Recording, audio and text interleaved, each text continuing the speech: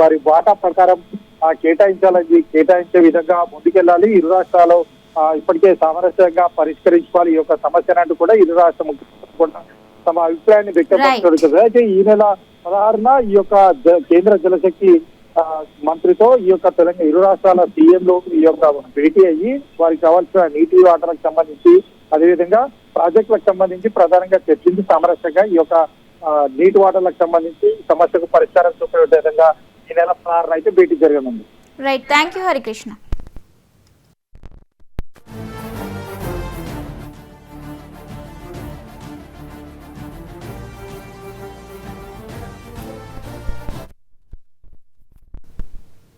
కేంద్ర ప్రభుత్వం మరో కీలక నిర్ణయం తీసుకుంది. మరో 3 సీనియర్ నేతలకు రాజ్యాంగ పదవులు దక్కాయి.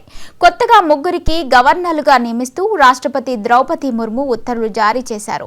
టీడీపీ సీనియర్ నేత మాజీ కేంద్ర మంత్రి అశోక్ గజపతి రాజుతో పాటు శ్రీ కవిందర్ గుప్తా, ఆషిమ్ కుమార్ ఘోష్లను 3 రాష్ట్రాలకు నూతన గవర్నర్లుగా నియమించడం జరిగింది. ఈ 3 నేతలు హర్యానా, గోవా, లడఖ్లకు కొత్త గవర్నర్లుగా నియమితులయ్యారు.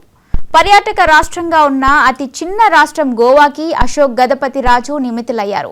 లడఖ్ లెఫ్టినెంట్ గవర్నర్ బ్రిగేడియర్ బిడి మిస్టర్ రాజీనామాను రాష్ట్రపతి ద్రౌపది ముర్ము ఆమోదించారు. ఆయన స్థానంలో శ్రీ కవిందర్ గుప్తా లడఖ్కు కొత్త లెఫ్టినెంట్ గవర్నర్గా నియమితులయ్యారు.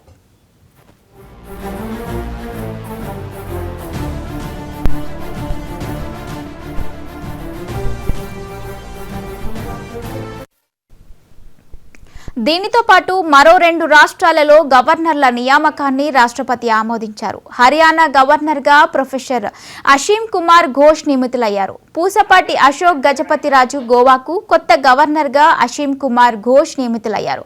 ప్రస్తుతం హర్యానా గవర్నర్గా ఉన్న బండారు దత్తాత్రేయ పదవీకాలం ముగియడంతో ఆయన స్థానంలోనే అషీమ్ కుమార్ బాధ్యతలు స్వీకరించనున్నారు.